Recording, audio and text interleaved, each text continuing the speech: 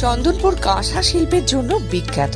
রামনগরের চন্দনপুর আমরা কজনের পরিচালনায় ক্রিকেট উৎসবের সূচনায় পিতলের তৈরি ট্রফি বানিয়ে চমক দিল সকলকে। শীতের মৌসুমে জেলার বিভিন্ন প্রান্তে ক্রিকেটের আসর বসে। কোথাও পুরস্কার মানিতে চমক, আবার কোথাও নামি দামি প্লেয়ার এনে চমক দেয়। রামনগর 1 নম্বর ব্লকের রাধিয়া অঞ্চলের চন্দনপুর আমরা কজনের পরিচালনায় তৃতীয় বর্ষে আজ ক্রিকেট উৎসবের শুভ সূচনা।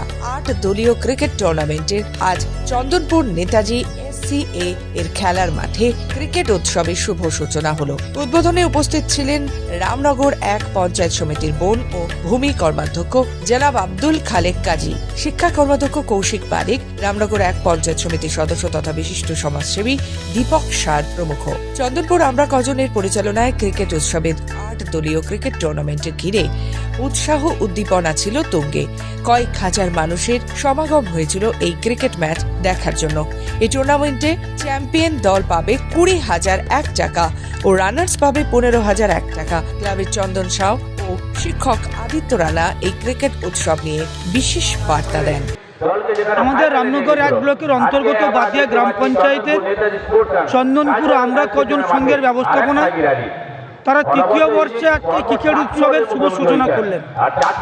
উদ্বোধক হিসেবে উপস্থিত ছিলেন আমাদের এই এলাকার জনপ্রিয় রামনগর 1 পঞ্চায়েত সমিতির কর্মাধ্যক্ষ সম্মানীয় জনাব আব্দুল খালেক কাজী মহোদয়।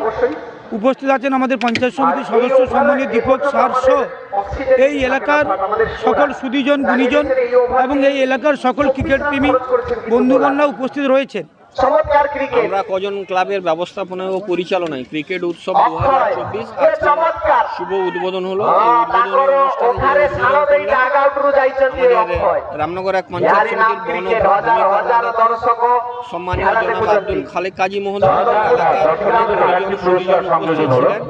টি-20 বিশ্বকাপের আদলে রানার্স এবং চ্যাম্পিয়ন ট্রফি চন্দনপুরে যে প্রসিদ্ধ কাঁসা শিল্প, যে কাঁসার বাসন থেকে শুরু করে বিভিন্ন সামগ্রী তারা তৈরি করেন, তারা পেতলের সুদৃশ্য ট্রফি করেছেন, যেটা দৃষ্টিনন্দন। আগামী দিনে অনেক স্বেচ্ছাসেবী সংস্থা ক্লাব এইরকম ট্রফি বানাবে, রানার্স এবং চ্যাম্পিয়ন। আমি দেখে খুবই আনন্দিত, গর্বিত এবং আপ্লুত।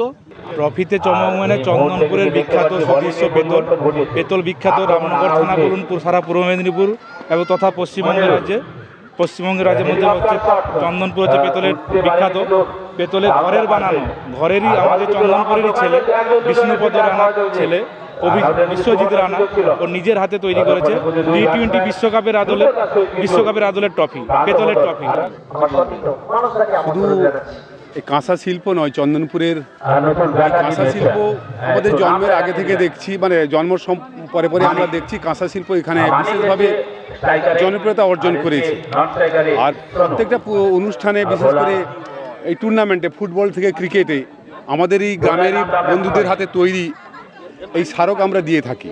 এবারেও দেওয়া হচ্ছে। আর আমরা কিনে আনি না, বাইরে থেকে কিনে আনি না, আমরা এখানকারই যে শিল্প সেই শিল্পটাকে বাঁচিয়ে রেখে আমরা এই শিল্পর একটা নমুনা আমরা তুলে ধরি মাত্র।